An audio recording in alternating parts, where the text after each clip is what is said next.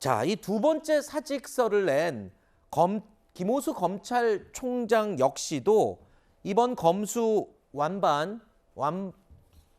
완박 이 중재안에 대해서 재논의가 필요하다. 그리고 이건 완전히 반대한다. 이 입장을 오늘 오전에 명확하게 다시 밝히기도 했습니다. 중재안은 검수완박 법안의 시행 시기만 잠시 늦춘 것에 불과하므로 검찰은 중재안에 동의할 수 없고 명확하게 반대합니다. 검찰이 공직자 선거범죄 수사를 못하게 하면 공직자 비리나 선거사범에 대한 국가의 범죄 대응 역량이 크게 감소하게 될 것임은 명약관화한데 국민들이 그것을 원하시지는 않을 것입니다. 단일성, 동일성이 있는 범죄만 수사할 수 있다고 하면 해석 여하에 따라 해당 범죄 외에는 일체의 여죄 수사를 할 수 없는 결과가 될 수 있습니다. 자, 오늘 오전에 김호수 검찰총장이 본인의 입장을 지금 밝힌 거거든요.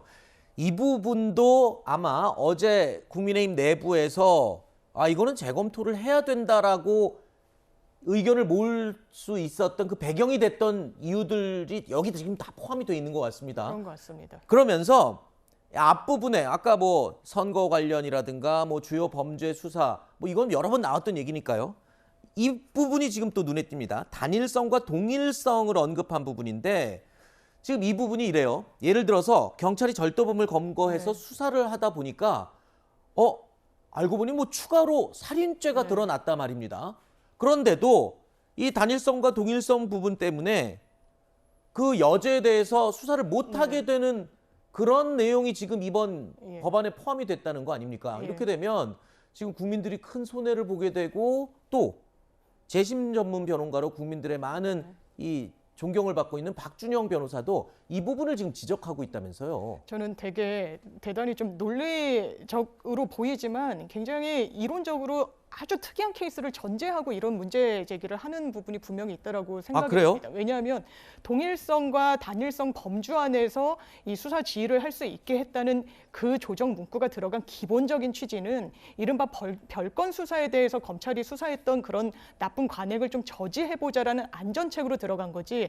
지금 이야기하시는 것처럼 절도 범죄로 수사를 하다가 경찰이 수사 보고서를 계속 올리고 검찰이 이 피해자 같은 경우에는 절도가 문제가 아니라 살인까지도 되는데 그럼 살인을 아예 경찰은 수사조차 하지 않겠느냐라는 게 검찰의 시선 아니겠습니까?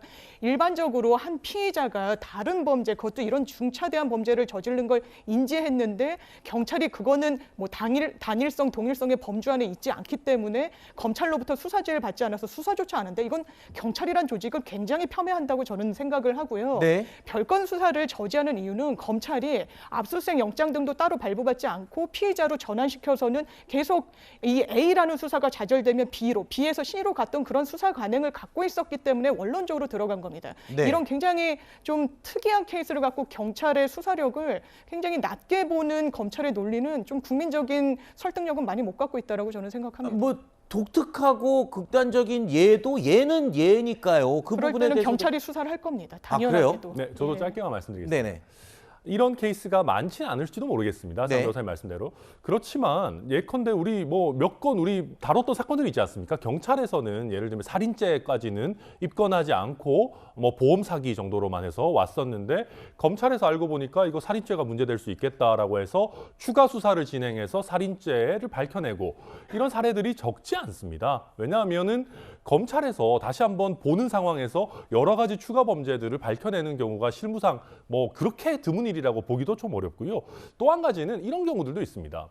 예를 들면 피의자가 한두 사람한테만 사기를 친 줄 알고 경찰에서 수사가 끝나서 왔는데 검찰에서 보니까 이 사람이 한 3-4사람한테 더 사기를 쳤더라. 그러면 지금 안에 의하면 단일성, 동일성이 인정되지 않으니까 추가 사기 범죄는 다시 피해자한테다가 이거는 저희는 못하니까 112에 다시 신고하세요라고 하라는 얘기인데 저는 국민들이 과연 이걸 받아들이실 수가 있겠는가. 그런 면에서 이 단일성과 동일성이라는 기준 자체도 굉장히 모호하고요. 만약에 이 기준을 검찰이 조금 초과해서 수사를 하게 되면 이 수사한 것 자체가 위법하게 돼가지고 나중에 범죄자들이 또 법원에서 이거 위법한 수사다라고 해서 풀려나게 되는 굉장히 위험성을 갖고 있는 조항인 건 맞습니다. 자, 그러면은 거기다가 국회의원을 넣어서 한번 얘기를 해볼까요? 네. 방금 동일성, 네. 단일성에다가 국회의원을 집어서 얘기했어요.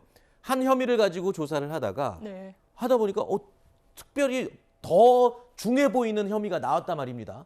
단일성, 동일성 원칙에 의하면 더 중한 혐의가 나와도 조사 못하게 되는 게 맞죠? 일단 안철수 위원장이 이렇게 얘기했지 않습니까? 공무원은 빠지게 된다. 검찰의 직접 수사 범위에서. 네. 그렇지 않습니다. 부패와 경제가 검찰의 직접 수사권이 유예적으로 남아 있는데 부패 범죄를 규율하고 있는 형법 조항을 보면 공직자가 포함이 됩니다. 그렇다면 국회의원 등 물론 이 공수처와의 수사 또 분배 문제가 있겠지만 검찰이 수사할 수 있다는 점. 그리고 지금 말씀드린 것처럼 경찰이 그렇다면 이 경찰이 수사를 하는데 검찰의 지휘를 안 받는 게 아닙니다. 이 검찰과 경찰이 정례 협의회 등을 통해서도 수사 과정 등과 관련해서 논의를 할 수 있는 논의체를 가져가는 게 이번 개정안의 내용인데 절도는 인지하고 이를테면 국회의원에 대해서도 다른 범죄에 대해서 다시 수사를 하고 다시 고소장을 내라 그렇지 않습니다. 인지 수사는 가능한 겁니다. 범죄 혐의를 국회의원이 됐든 그게 일반 피해자가 됐든 인지했는데